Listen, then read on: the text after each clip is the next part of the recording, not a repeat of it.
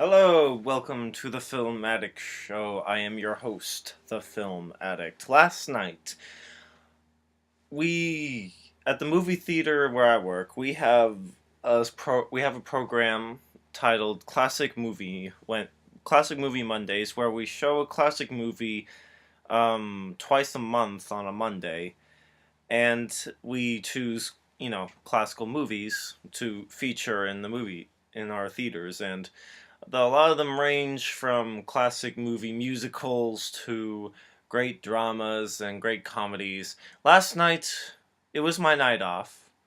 It happened to be a Monday, and I decided I'm gonna take part in these classic movies and go see one, which I did.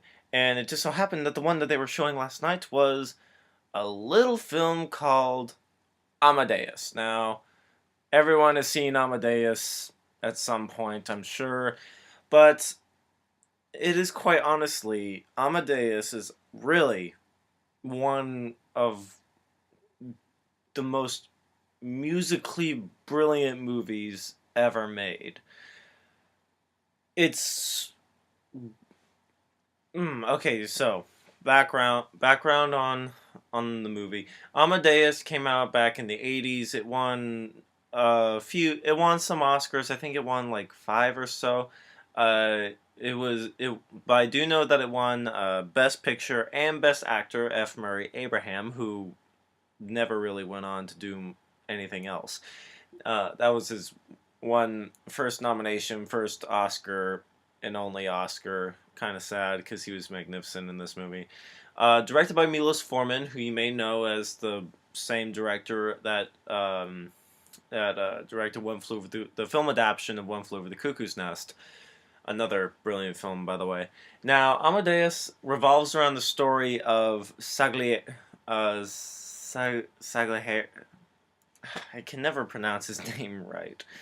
Saglaheri, whatever. He's played by F. Murray Abraham. He plays a famous Italian composer who dedicates his life to wanting to be a genius in music. This was during the time, and at the same time, this was when Mozart was making a name for himself as a musical prodigy, and Mozart, when they were kids, Mozart was a huge inspiration to the F. Murray Abraham character, and he says, "I want to become the greatest composer that everyone will remember for all time." And so he prays to God and says, "If you grant this to me, I will give you my chastity. I shall not go after women. I shall not touch a woman. I shall only be dedicated to my craft." Which is what he does. He swears chastity and becomes a pretty well respected composer. He becomes the private composer for the ruler of Vienna, and he's well respected by his peers. That is until grown-up Mozart comes along, and Mozart was making operas and musical jumps years ahead of their time, and was just an unequivocal genius. And so with like that, he felt he was overshadowed by Mozart, and but at the same time, he felt appreciated because Mozart was a hero of his, so he wants to meet him, obviously. He meets Mozart, Mozart played by Tom Hulce in this movie, who you may know as the guy who played Pinto in Animal House. He was magnificent in this one. But he meets Mozart for the first time, and he sees that he is a fool. He is a fool who just chases after women, who drinks a lot, parties a lot, doesn't care, is always joking around, doesn't take anything seriously, but only when it comes to his music is where he truly shines. And the F. Murray Abraham character looks at him and he sees that he curses God. He curses God and says, "Why, God, have you decided to give your to make your musical prodigy this fool of a man. And he feels disappointed. He feels like he's betrayed. And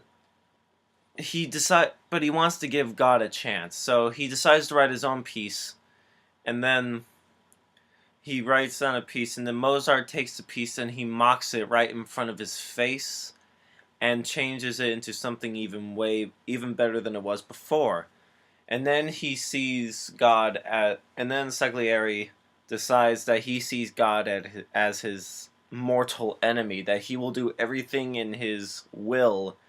He will make it his mission to destroy Mozart's to destroy Mozart's popularity, to completely disparage him. And so he tries. But at the same time, while he totally resents Mozart's musical talents, he cannot deny that he is the greatest composer who ever lived in his eyes. And the way this movie was made, the movie was made in the 80s, and it's a period piece, and the costumes are magnificent, the staging is excellent, but the music is where it truly shines, because the musical instruments featured in the movie is when they play it, that's how you're supposed to hear those notes from those instruments. And it was just so musically gratifying that it was able to they were able to overlap each other with the story and with the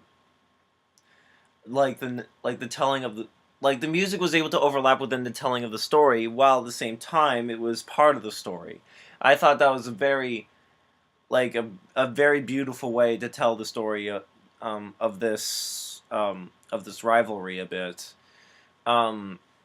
The production and the stagings of the operas that Mozart produces, especially my favorite being Don Giovanni, was so I just felt so trapped. So I was taken. I was grasped by the musical notes. The chords made me feel lost. I was lost in this movie. I couldn't. Time made no difference to me. There was no time in this movie. Just the music. The music was everything. The music was all I wanted to hear, and it was magnificent. When F. Murray Abraham looks at Mozart's notes of original sheet music and proclaims that it is the voice of God speaking to him, he makes it believable. He makes it real. It is so gratifying. This film, the director's cut, you have to watch the director's cut because it is so beautiful. Whoever did the music, whoever composed for this movie did wonderful. He did amazing.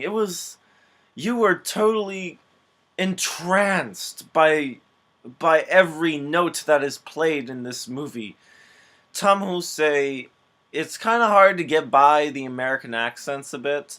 That's like the only true, fault that you can have with this movie is it's not in 100% historically accurate. Who knows if there really was a composer who tried to sabotage Mozart. Who knows if that's even that? Who knows if that even happened? But it makes it a far more interesting story. Sometimes you have to put aside you have to put away some logic for this movie, because Tom will say he doesn't really. I mean, Mozart was born in Germany. He doesn't in this movie. Tom Hulce doesn't really try to have a German accent, but he had a very good performance that you were able to look past that accent and enjoy his performance anyway, because he's pretty delightful in this. I love his laugh. His laugh is really funny. And I don't even know if Mozart was like as he was portrayed in the movie in real life, but makes it for a far more interesting character. Makes it more intriguing. Makes it more watchable.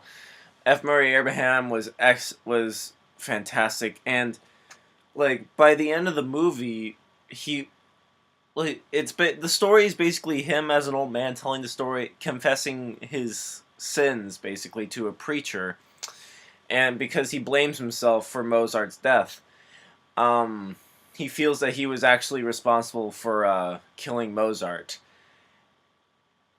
and he revels in it. He really revels in it because he realizes and comes to terms with with the idea that God actually killed Mozart, but let him live on until into old age to see all of his previous works, die and fade away from memory, while all of every piece that Mozart wrote is carried on and appreciated into the future generation. Like he sees that as his eternal torture. It's his hell. It's his punishment. But he revels in it. He says, I deserved this. I killed Mozart, therefore I deserve the punishment that I get. I am I am the patron saint, he calls himself. The patron saint of basically the crazies. He's in a mental institution. My it ended so perfectly, so beautifully. It shows him in the wheelchair and they're pushing him down the hallway, and on both sides of the hallway there's like a line of crazy people or whatever, just the people who've lost their minds, and he's strolling by just going, I absolve you, I absolve you, I absolve you all, and is so theatrical, so mind-blowingly amazing. This movie, ugh, Amadeus, it does almost everything right. It's a near perfect movie. The only way that it would be perfect is if they got it more historically right. I mean, come on. They got the guy who played the principal from Ferris Bueller's Day Off to be the Emperor of Vienna. That's a pretty kind of opposite of the spectrum when it comes to picking roles, a little bit. But no, the performances were really well done. The cinematography is fantastic. The when it's the night shots, and like if it's a night shot in the room, it's the only light that's available are candle lights. I thought that was it's very beautiful, and I love it when cinematographers do that when it comes to period pieces, because like it creates a whole dark setting, uh, a whole new intense scene to look at. Between the characters, and the costume design was amazing. Costume design was, they got that right. Apparently, they got that right. They got that right. And of course the operas. My favorite part being the Don Giovanni opera, especially when again the context of in the context in the movie. Of course, Mozart finds out his father is dead, but he's distraught over it. He is distraught of over his father's death. That he writes a whole opera based on that, based on his feeling, and he knows that his father didn't approve of everything that he's done. So Don Giovanni, like, is a symbol of his father condemning his son for all the things that he's done.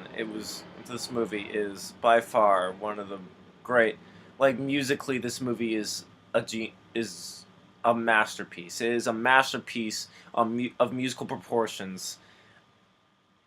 Watch it, go see it, be entranced, be trapped, be taken, be infatuated, be proud, be sad, be happy, be lost in the glory of music and what I think is the greatest invention of mankind. And there is no greater example of that fact than Amadeus. I am the Film Addict. And until next time.